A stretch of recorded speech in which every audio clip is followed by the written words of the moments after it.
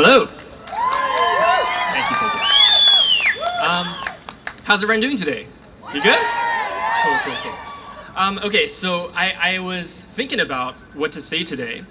There are a lot of people here in the crowd and people behind me who have a lot more experience and who've spent a lot more time in the animal rights world than I have.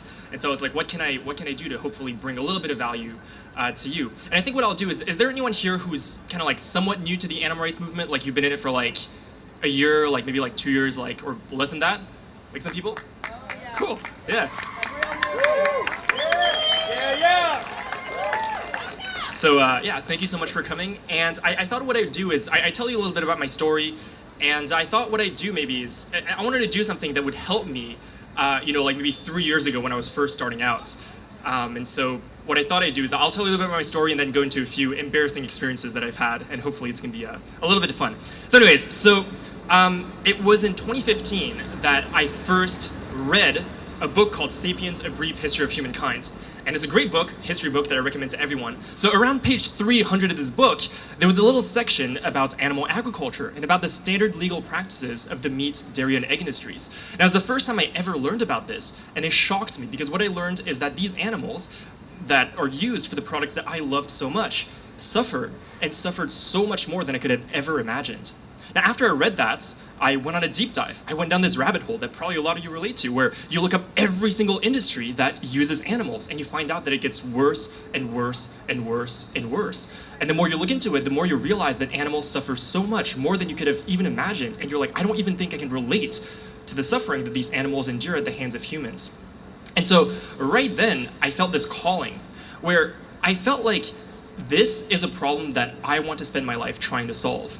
I felt this calling that I really want to help these animals, and if there's one thing I can do with my life, I hope that by the time I die, the world is a little bit better for animals, at least. Now, thank you. Live long! That was in 2015. But the thing is that after that, for 2.5 years, I did nothing. I would wake up every single day, and this problem would be on my mind. I would think about the suffering that these animals are enduring. I would feel it, and yet every single day I would feel powerless. I did nothing. I would sit on my ass. I was in college at the time, so I would go to class, come back, do my homework, go to bed, and all the while this was in the back of my mind, but I couldn't do anything. And I think it was for 2, maybe like 3 reasons. One is I felt powerless. I was like, what is a guy like me gonna do about this? I'm just this little college kid. Like, how can I do anything to change the world? I had trouble making friends back then, so I was like, how can I convince anyone to do anything differently that's gonna make the world better and solve such a big problem? And the second thing is, I didn't know where to start. I didn't realize that there was an animal rights community like this who did things and who fought really hard to make the world better for animals. And the third thing is, to be honest with you, is that when I first got into this world and I wanted to do something about it, I would look at like blogs and YouTube videos, and I would look at the people who seemed to me like leading the movements. And at the time, me being an Asian person, I didn't see anyone who looked like me up there. And so I was like, it didn't feel to me like there was a place for me in the movement. Anyways, that was like 2.5 years of my life where I remember every single day I would wake up, I would think about it, but do nothing. And then finally, one day I was like, you know what? Enough is enough. I'm gonna start somewhere. And so I went to my first ever animal rights event. Now, I remember I was so nervous back then. It was a vigil. Now, for people who don't know what a vigil is, it's basically an event where you show up in front of a slaughterhouse and you bear witness to the animals who are going into the slaughterhouse. Now, it was in Los Angeles, and at that one in particular, we were able to give water to the pigs, which is really great because they've been on these trucks for sometimes days at a time with no food and no water. And I remember I was so nervous to go there. Now, not only I was going to a slaughterhouse, which is a very intimidating place to go, I didn't know anyone there. And so I remember I pulled up, and I didn't know like the designated parking space, which I still blame on the organizers because they didn't tell us. And I pulled up at like the McDonald's that was a 5-minute walk away from the slaughterhouse, and I parked there. And I remember just sitting there for about 5 minutes, being like, should I go or should I go home? Because I felt so nervous to go, and I almost went home. But the reason I didn't was because I was like, well, I drove here, it was like 45 minutes. I might as well at least check it out. I wasn't even sure like where we were supposed to meet, but somehow I stumbled out of my car, I walked towards the thing, my heart was like beating so fast, and I met someone else on the way there who was also going there, so that was really helpful. And then I finally made it there. But I'm so glad I did, because that absolutely changed my life. I think the one thing that really helped me more than anything in my journey was finding community. That when I went to that event, I met people who then introduced me to more people, who introduced me to more events. 2 weeks later, I on a whim, basically, went to the Animal Liberation Conference in Berkeley, California, and I met more people that I could have ever imagined existed that are fighting for this cause. And that's the thing that really changed me. I realized I'm not alone. I'm not the only one who feels like this is such a huge problem that needs solving, and I'm not the only one who desperately wants to do something about it. In fact, there are thousands, tens of thousands, hundreds, I don't know how many people, but countless people in the world who have the same vision as you, who want to make a difference. And that really empowered me to get out there. And so the message of this is, I guess, we're here today at the Animal Rights March, and I think one of the biggest opportunities for a lot of you here would be to meet other people, especially if you're new. Make an effort to meet a new person, say hi. For me, it's something that's really difficult to do. Like, I'm very introverted, so I'll tell you a couple stories about that in a second. But basically, like, it's pretty hard for me to do, but I think it's really, really worth it, because if you have community, that, in my opinion, in my experience, is what's going to give you longevity in this movement. That's going to make it so that in 1 year, 2 years, 3 years, 5 years, 10 years, you're still going to be fighting for this cause, and I think that that's what we need, because this is a team effort at the end of the day. I can't do this alone. None of us can do this alone. We have to work together in order to make this happen. So you have my permission. Say hi to someone new today, and hopefully you'll do that. Hi, what's up?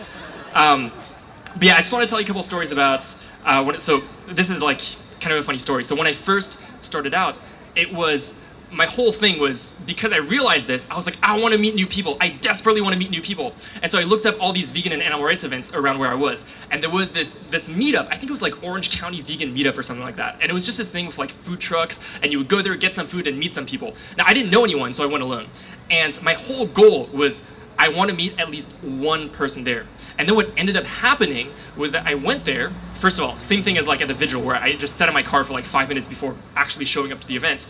But I showed up there, and the whole time I saw these groups of people, because everyone like goes to events with friends, you know, like who goes to things alone? Like, I don't know. So like there were just like these groups of friends, and I was like, I gotta say hi, but I just couldn't bring myself to do it. And I was like, okay, I'm gonna stand in line and talk to the person behind me or in front of me in the line, and I'm gonna make a new friend. It's gonna be great. Stood in line, said nothing.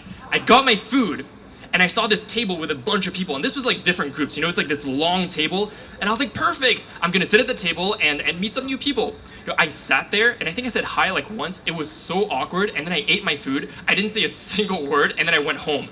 It was crushing. I was in the car afterwards, and I was like, oh my God, I just like drove here. The drive there was like 40 minutes. I spent like half an hour there. I couldn't speak to anyone. This is doomed. I'm never gonna make it. This is never gonna happen. Anyways, thankfully I didn't give up, but there was one experience I had. Another one I had is that now I make a lot of videos on social media. It's kind of my thing. I make educational content. And by the way, just a quick aside, I don't think that education is necessarily the most important thing in our movement. It just so happens that it's something that I'm very passionate about, and hopefully I think I'm a little bit good at. So that's why like I do it, because it's my skills and passions that align. But anyways, so when I first started out, I wanted to make YouTube videos. Okay, ever since I was like 12 years old, I wanted to be a YouTuber. It was like my whole thing. It was like my life goal. And so anyways, I had this idea to go out, and it was around like July of, I believe, 2018. So this was like 4 years ago, July of 2018. I had this idea where I would go out on the streets and talk to people about the Yulin Dog Meat Festival, which was happening shortly. And I wanted to do this, and I was like, this is gonna be great, I'm gonna talk to people, awesome. But again, I had no one to go with, so I had to go alone. So I was there with my camera, and I remember like walking around this town for maybe like a whole hour, and the entire time, I couldn't muster up the courage to ask a single person to be in my video. I was there, my goal was to interview like 4 people. I did 0. And this is something that happened maybe like 4 or 5 times. Even this one time, to force myself, I was like, I'm gonna drive all the way to Huntington Beach, which is like a 40-minute drive away, just so that I feel like I have to do something because I drove here, right? Well, I drove there, I parked, I got out of my car, I walked around for like an hour, still didn't talk to anyone. I just couldn't do it. Anyways, why do I tell you these stories? The reason why I tell you these stories is because when I was in, 4 or 5 years ago, I would look at people who were leading the movement. I would look at people who were making videos on social media and talking about this. And to me, it seemed like an unattainable goal. I was like, there's a fundamental difference between them and me. I didn't feel like I could do it. But what I realized through my journey is that no, there actually was no difference. And if you're in that position today, there's no difference between you and me. We're just people, and we're just trying our best. The thing that helped me the most, like I said before, was 1, community, and 2, was waking up, and every single day I would ask myself, what can I do to help animals today? And then I would try to do something. And if you keep trying and you keep persevering, at some point you're gonna make your dream happen.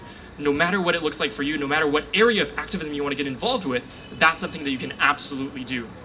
Now, to quickly close off, I want to tell you about 3 cats that I'm extremely close with. They're like some of my best friends in the world. So these 3 cats, their names are Lacey, Alice, and Yuki. So Lacey, she is a lap cat. What she'll do is I'll be working on my computer and she'll come up to me by my feet, look up at me, she'll squeal like this little chipmunk thing. It's super weird. She'll be like, ah! But I don't know. And so she'll jump on my lap and stay there for hours. Now Alice, she won't really do that. Her thing is she likes to groom people. So what she'll do is she'll come up to me and she'll start licking my hair and my eyebrows. And I don't know why she does this, but if you've been wondering why my eyebrows look so good, now you know. And Yuki, she doesn't do that. Her whole thing is she's like the only indoor-outdoor cat. So what she'll do is she'll come up to me, meow at me, and she's basically telling me, hey, can you like open the door so I can like go out now? And I'll be like, okay, fine. I'll go there, open the door, she'll leave, I'll close the door. That's kind of like what our friendship looks like. I'm pretty sure her love language is acts of service. Anyways, if you've ever met a dog or a cat, these are things that are obvious to you. Of course, dogs and cats are individuals. They have their own personalities. They're all different. But we are here today because we recognize that that is not true for dogs and cats, and in fact is true of all animals. And whether an animal is a dog in an apartment, a horse that's forced to pull a carriage, a lion who's confined in a zoo, a fish on a farm, they feel, think, and suffer. And at the end of the day, that's the only reason we need to care about them. Thank you so much.